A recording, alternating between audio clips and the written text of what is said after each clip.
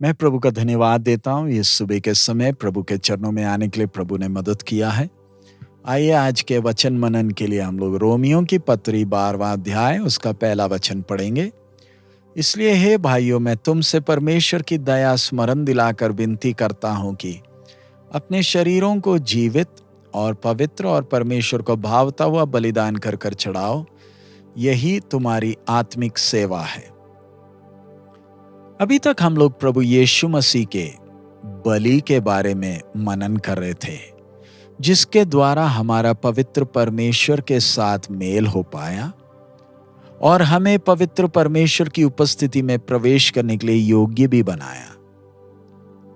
हमने जैसे पहले सीखा कि परमेश्वर का एक नए सिरे से जन्म लिए व्यक्ति के साथ नए नियम में एक व्यक्तिगत संबंध बनता है। पुराने नियम में परमेश्वर इस्राएल के साथ एक देश के तौर पर व्यवहार करता था, लेकिन नए नियम में परमेश्वर हर विश्वासी के साथ एक व्यक्तिगत संबंध है। इसलिए मसीहत एक धर्म नहीं वरन परम पवित्र परमेश्वर के साथ चलने का एक अनुभव है। कोई धर्म या कोई समाज या कोई कलीसिया अपने आप में यह दावा नहीं कर सकते कि हम दूसरों से बेहतर है। हर एक नए सिरे से जन्म लिया व्यक्ति या एक व्यक्ति जो मसीह यीशु के खून के द्वारा शुद्ध किया गया, वो परमेश्वर का पवित्र मंदिर बनता है। हमें याद रखना है कि मसीह के द्वारा हम एक नए वाचा में प्रवेश किए हैं। पुरानी वाचा में मूसा ने लोगों के ऊपर, इस्राएल के लोगों के ऊपर, जब उन्होंने परमेश्वर की व्यवस्था को मानेंगे कर कर वायदा किया, तब खून छिड़का है। तब इस्राएल के लोगों ने यह नहीं कहा कि वो परमेश्वर की कुछ आज्ञाओं को मानेंगे। निर्गमन 24 के 7 के अनुसार वो कहते हैं कि जो कुछ यहोवा परमेश्वर कहता है वो हम करेंगे। अगर उनके साथ का व्यवहार इस प्रकार का था तो याद करें, प्रभु यीशु का जब पवित्र खून हमारे ऊपर छिड़का गया, हमें केवल अपने हृदय में विश्वास करना काफी नहीं कि प्रभु यीशु मरे में से जी उठा, वरन अपने मुंह से अंगीकार भी करना है कि प्रभु यीशु प्रभु है। मुंह से अंगीकार करने का मतलब क्या है कि अभी तक हम अपनी मर्जी से परमेश्वर जो हमारा सृष्टि करता है उसको हमने दुख पहुंचाया, लेकिन अब हम यीशु को अपना प्रभु कर कर जब मानते हैं, हम उसकी इच्छा के अनुसार चलेंगे।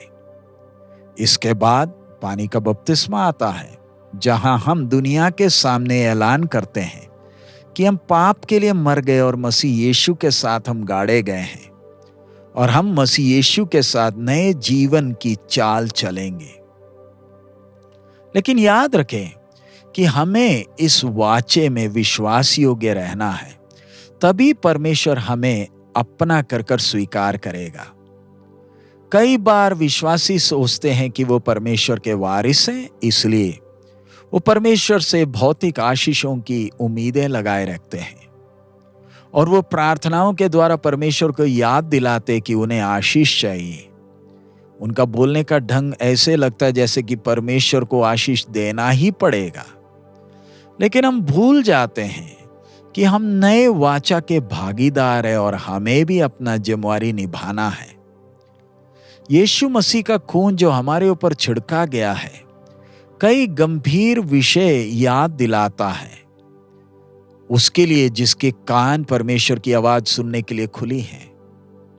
आने वाले दिनों में हम उस विषय को और गहराई में मनन करेंगे, लेकिन सबसे बढ़कर प्रभु यीशु के खून ने हमें वो सौभाग्य दिया कि हम पवित्र परमेश्वर की उपस्थिति में प्रवेश कर सकते हैं।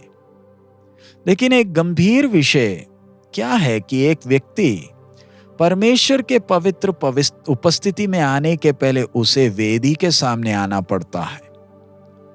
प्रभु यीशु के बलि ने हमारे लिए नया रास्ता खोलकर दिया है और हम नए वाचा के भागी हुए हैं।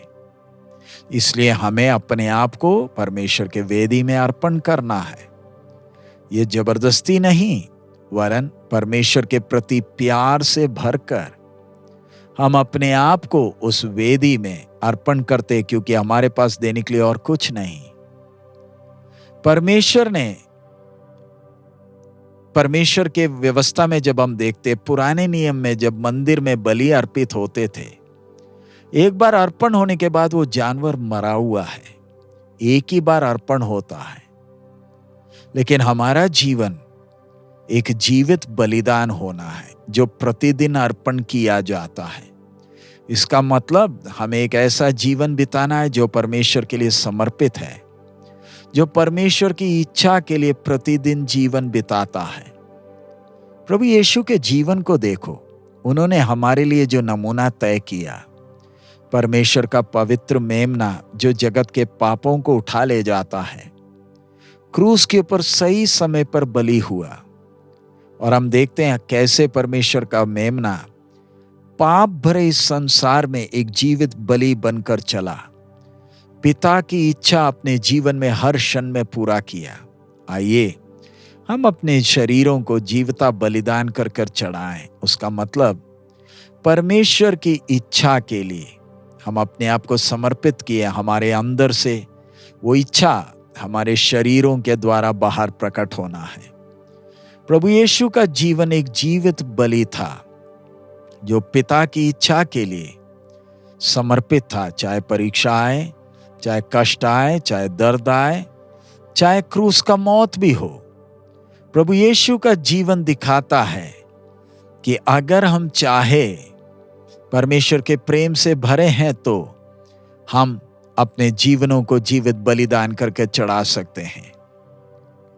अगर स्वर्ग ने हमारे लिए एक उत्तम बलि हमारे उद्धार के लिए अर्पण किया है, तो आइए हम भी अपना सबसे उत्तम प्रभु के लिए अर्पण करें, पिता की इच्छा के लिए अपने आप को समर्पित करें, ताकि स्वर्ग हमसे प्रसन्न हो और उसके लिए प्रभु हमें मदद करे। आइए हम प्रार्थना करें। हमारे अनुग्रहकारी दयालु पिता, हम आपका धन्यवाद देते हैं।